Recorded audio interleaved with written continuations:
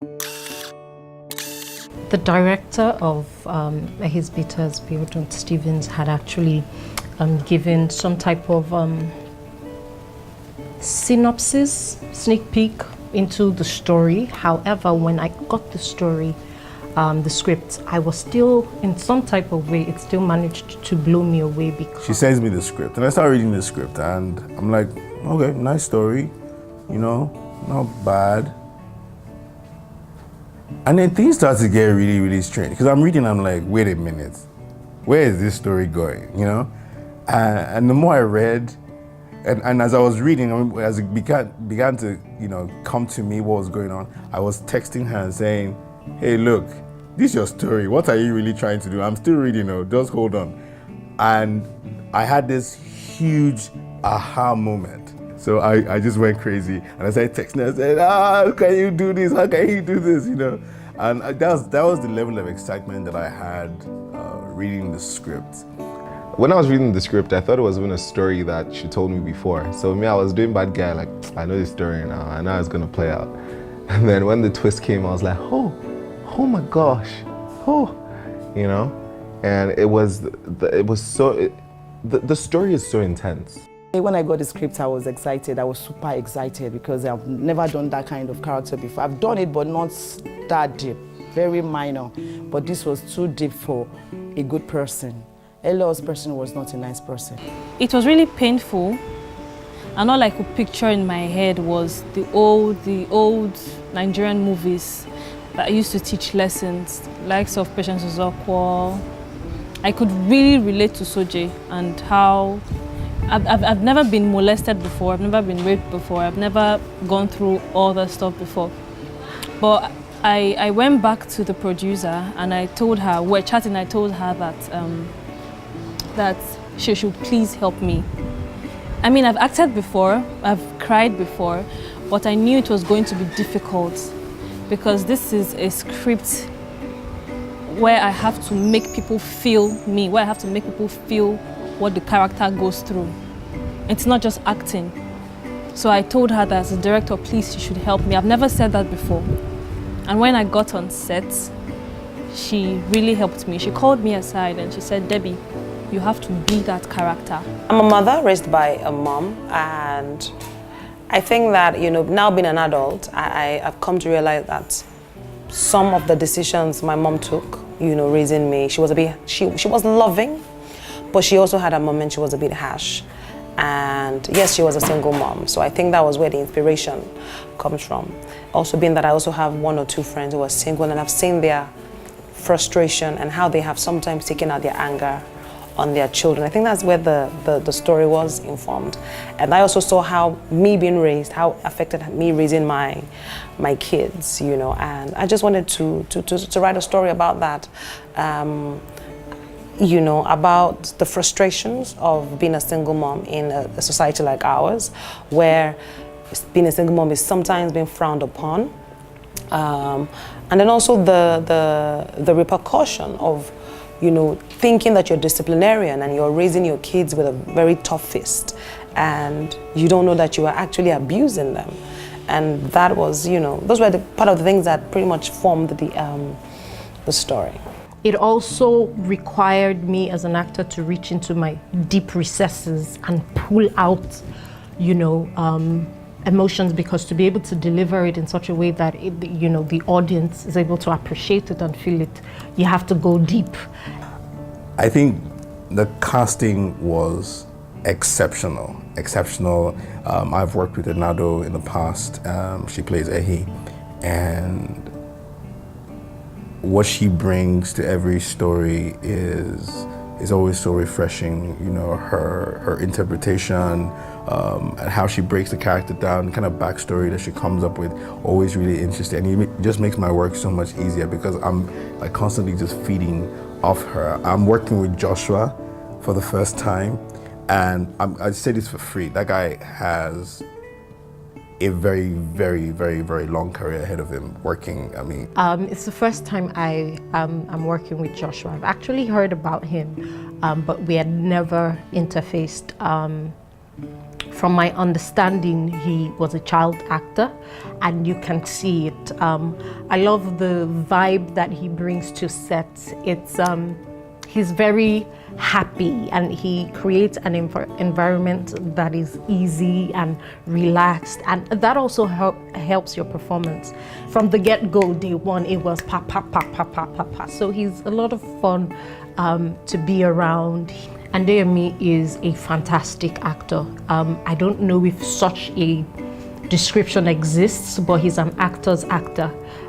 And it's different working with a director that knows you so well and knows you personally to a certain level that other directors don't know you to. And it's her creativity helps my creativity as an actor.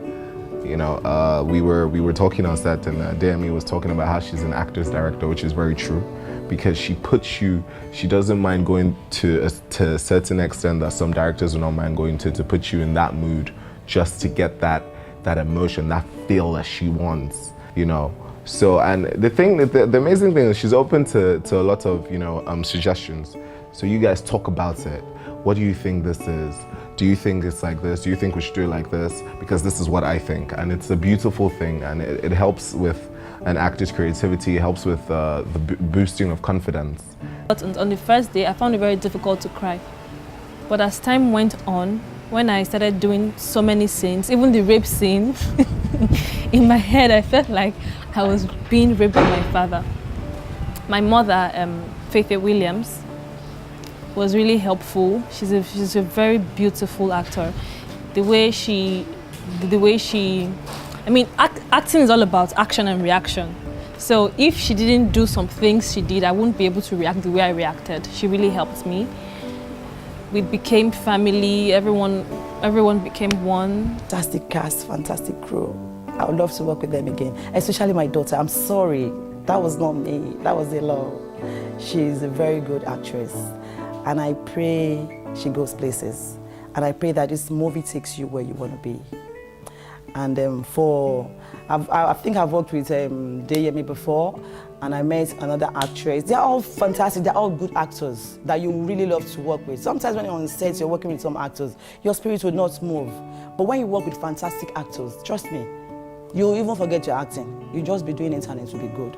I think that, not that I think, I would want that for any mother who relates with this piece, but it's a very, very deep and emotional piece.